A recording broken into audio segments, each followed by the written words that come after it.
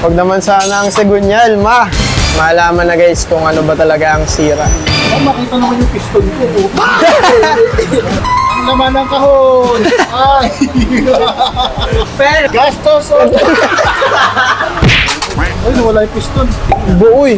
Ay, natanggal. Hindi na umiigot. Ay, God. Rod. Gogo ka segunyal. Koso rin to, di ba? Putang ina mo, 13,000. Pero po rito, magaling manira ng puso. Bakas naman ang koso na yun, ah. Siguro, pabigay na talaga. Kaya parang malabo rin talaga sumabog to, eh, no? Potol, oh. Diba sabog nga si Ultra Boy? At ngayon, i-reveal natin ang kanyang sira. Hindi pa namin alam kung ano yung sira, eh, pero malalaman talaga natin ngayong araw. Ay, sakit! Antayin na lang natin ang resurrection. Ang all out. All out. Oh no. Ay, puro kapalpakan tayo ngayon, boy. Ah. Sige, gagayahin ko ngayon ginagawa ni Kuya Mac. Ang ino mo. Mahirap yung ginagawa ni Kuya Mac, guys. Pero let's go, guys. Tignan natin. Pabuksan na natin kay Kuya Mac kung anong sira ng bad boy na to. Game, game, game. Guys, makakatapat rin natin to. Ang 160 ni Boss Lex.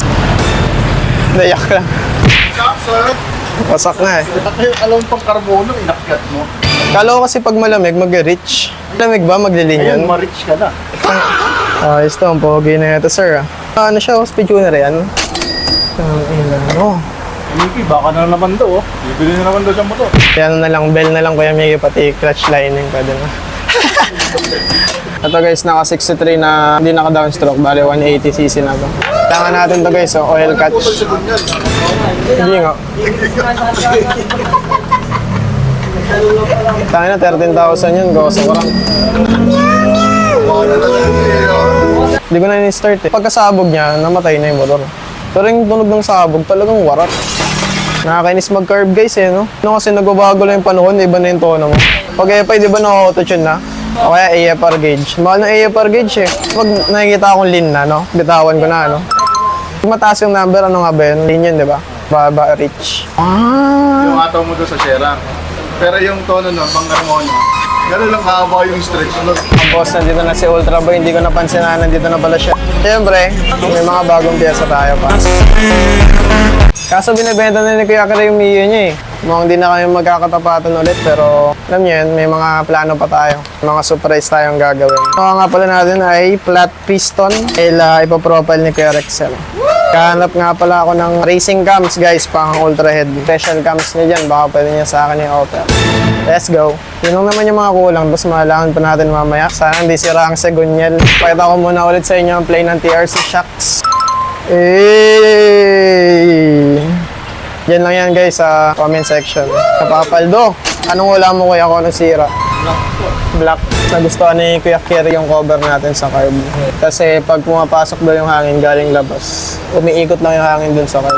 Parang sinasalo niya ba? Sabi ko nga, no? Lupit rin ah. Lagay ko na rin dyan sa comment section ah. Guys, tinutuman na nila. Mukhang makakarami sila mamaya ng Milky Donut. Ang guys, pinapakain niyo si Kuya Mac pag ano, kapagawa kayo. Dapat na bukas na ito. Kaya pag ganyan siya, kailangan bibigyan niya ng pagkain. Malaking storage yan guys eh. Yung maganda nga, sakali ko rin ito ng drag race eh, no, para iba-iba. Good words. Huwag naman sana ang segunyal, ma. Ma, ang segunyal. Saan ko nakalagay yung sigunyal, ma? Hey guys, piston daw si Kuya Mac. Pero Bibi, anong ano mo? Black. Black, black. Uy, naka-port.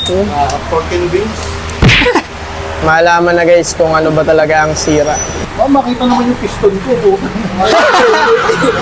Ito pala, nabutas yung crankshaft. Tapos yung pangilalim. Kamintana. Tagal naman buksan. Heartbeat check, heart check. Total loss na namin yan guys. Malaking tulong daw yan eh. Tatanggalin mo na yung charging, no? Kumbaga parang naka-aircon ka sa sakyan, papatayin mo yung aircon pag bibira ka na. Para sa mga nag-DIY na mga motor nila. Yan. Shoutout yan, shoutout. Pag nasira yung motor, takbo sa shop. Oh. Ang laman ng kahon! Ay! Gastos! Ay, wala yung piston. Buoy. Ay, pumunta na tanggal. Ay, natanggal! Oh, hindi na umiigot. Aray ko! Ano Pistol. Putol yung pinag-ano. Ayan. Wire, no? Ito nagawa na yun. Buhay ang Ultra. Ganda ka ng sunog yun. Lunod pa nga yun eh. Ay, yung dito yung sunog niya dito. Kaya, Iba naman ito eh. Ba't kaya sumabog? Sabagay, ilang season, ilang karera na rin yun, di ba? Wali-wali mo, palagi wheelie. Stress talaga mga ako na sa'yo. Siya ang stress kaya man. Mayari na. Tangin mo. Ay, putol lang. Ano? Rod. Gogo ka si Gunyel. Naku, ano ba yan, mga? Buo pa piston mo, boy. Pinain na rin. Koso rin to, di ba? Putang ina mo, 13,000. Aray ko. Pero po ito, magaling manira ng koso. 13,000. Sabi sa inyo si Gunyel eh. Aray ko, guys. Parang ang sarap mag-inom. Lakas naman ng koso na yun ah. Wala namang ultog. Siguro, pabigay na talaga. Koso, baka naman oh. Ito yung nangyari guys oh. Aray ko guys, nasira yung downstroke natin. Parang natingas yung crank ah. nakaputol, tsaka tinamaan yung crankshaft ko. Tanggal yung ano eh, mga pin eh. Tsaka pin. Yun lang yung bibiling ko. Yung motas bearing lang naman eh. Natanggal. Connecting rod. Kuya Rex, punta ka na dito. Guys, kakain muna kami dahil nagutom ako bigla. Hindi masabog. Sira yung ilalim. Sabog to, wasak yung ibabaw. Anong tawag dyan? Pag ano, wasak yung ibabaw kasama yung ultra head. Kalasin na yan, nagkailalim. Para pagdating ni kuya. Kain muna tayo. Tapos pagkatapos kumain, uwi na tayo. Warat yan sa racetrack. At least pinauwi pa tayo. Oo nga, ano? Mabait pa rin si Ultra. Yeah! Ultraman! Tiger! Kaya muna tayo guys, babae tayo sa next season. Sa mga gusto mag-uho si Ultra, sa comment click na, bili na kayo doon. Bili kayo dyan guys ha. Kailangan natin pumondo. Gago na ubus talaga yung pera ko. Anong tawag dun? Hindi sabog yun, hindi sabog. Bumigay ang piyesa. Keep safe. Pag tinamaan ba yung head, nagagawa pa ba yun? Depende sa tama ng hit. Yung iba hindi na talaga kaya. Pero pag na-degree ba yung tinatawag sa ano, ginagawa ni Kuya Rex, di ba iwas sabog yun? Hindi ko sabi yun, ay yung talagang ano, pinaka-kabis mo. Okay. Yung strap ng sigundal mo. Kaya parang malabo rin talaga sumabog to eh, no? Talagang yun nga guys, bumigay talaga yung pesa dahil sa hindi talaga niya kinaya. Putol, oh. Pingas. Ibang mga parts nasa loob.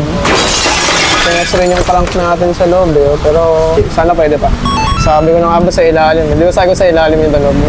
Ikaw na ata nakabahay ng porch, no? Oso pa. Ang galing. Abot lang sa atin guys. Tanggap ko pa kung ano lang nung black, okay pa eh, no? Mabilis lang. Ah, yung sigin yan. Ikaw kasi minamanifest mo yung kagabi. Ingat, ingat.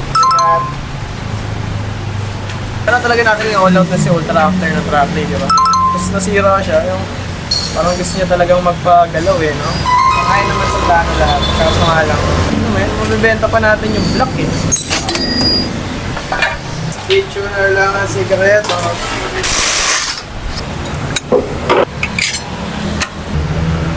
Nakatayo, pin bearing. Ayos guys, nasa comment section rin yung ating drain plug. Kita nyo naman nakakuha niya talaga yung mga bakal-bakal. Tinatawaran nga ako ngayon. Ano pag bumawag? Yung unang laro ko.